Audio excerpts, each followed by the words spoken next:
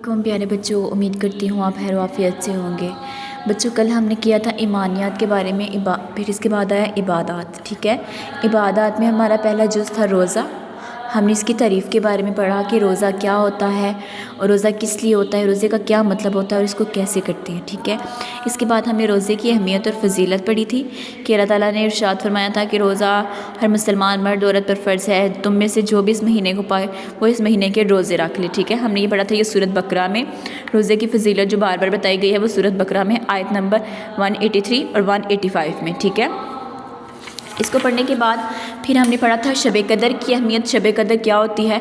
आज 17 मार्च 2026 है। 16 मार्च 2026 को शब कदर थी, लैलतुल कदर, जिस रात में कुरान मजीद नाज़िल हुआ था।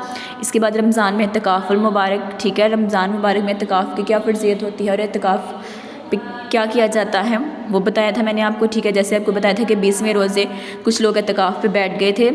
इसके बाद हमने रोज़े के मकासद और फ़वाइद बताए थे। इसके बाद आज हम आएंगे रोज़े की मशक़ की तरफ। ठीक है, इसके हमारे इमला भी हो गई है, सवाल जवाब भी हो गए। तो अब आ जाते हैं हम मशक़ की तरफ। मशक़ में सबसे पहले आ जाएगा दुरुस्त जवाब पर टिक का निशान लगाइए, यानी कि एक सवाल दिया होगा, उसके 4 ऑप्शन दिए गए हैं। ठीक है, 4 ऑप्शन दिए हैं, उसमें से जो बेहतर लगे आपको, जो ठीक हो, जो सही है, इसका सही से जवाब दे रहा है, उस पर आपने क्या करना है, टिक का निशान लगाना है। ठीक है, सबसे पहले लिखा हुआ है सोम, लफ्ज़ है। सोम किस चीज़ का लफ्ज़ है, फ़ारसी का, उर्दू का, पंजाबी का या अरबी का। ठीक है, आपने पढ़ा होगा कि पीछे हमने बताया था सोम का मतलब क्या होता है। सोम का मतलब होता है रोज़ा। सोम का मतलब होता है रोज़ा, यानी कि सोम रोज़ा है। ठीक है, तो ये किस चीज़ का लफ्ज़, वो हमने पीछे पढ़ा था सोम अरबी ज़ुबान का लफ्ज़ है।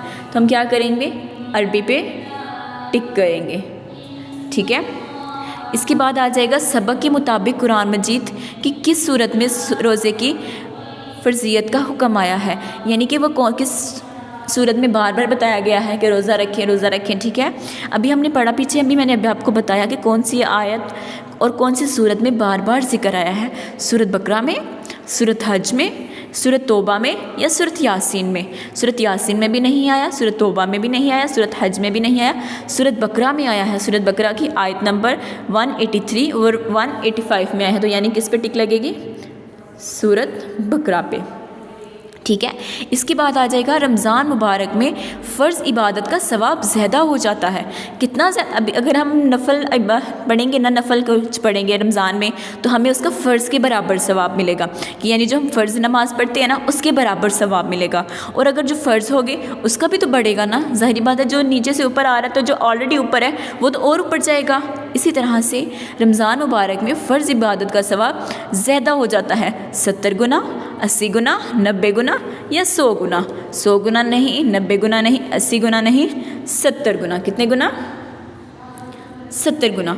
अल्लाह ताला खुद अजर देगा रोज़े का, नमाज का, ज़ुकात का और हज का। वैसे तो सारी इबादत का अजर अल्लाह ताला खुद देंगे। ठीक है, लेकिन अल्लाह ताला ने वाज़ियत को फरमाया हुआ है कि रोज़े का अजर मैं खुद दूंगा, रोज़ा मेरे लिए है और मैं ही इसका अजर दूंगा। ठीक है, इसके बाद हम आ जाएंगे खाली जगह पर।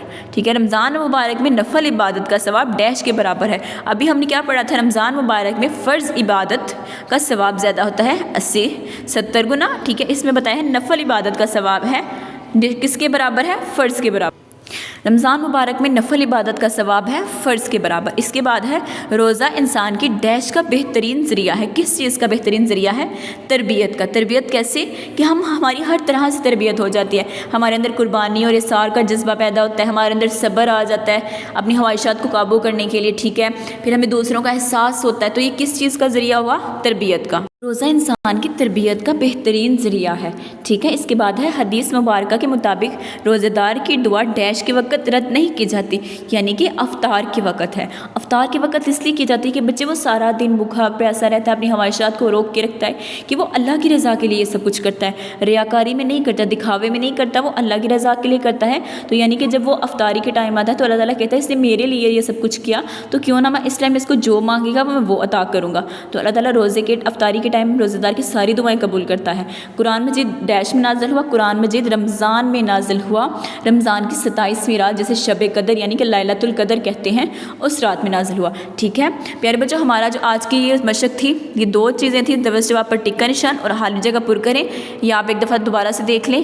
یہ ہمارا آج کا کام یہیں پہ کمپلیٹ ہوا ہے، ٹھیک ہے. آئندہ اوکے، اللہ حافظ.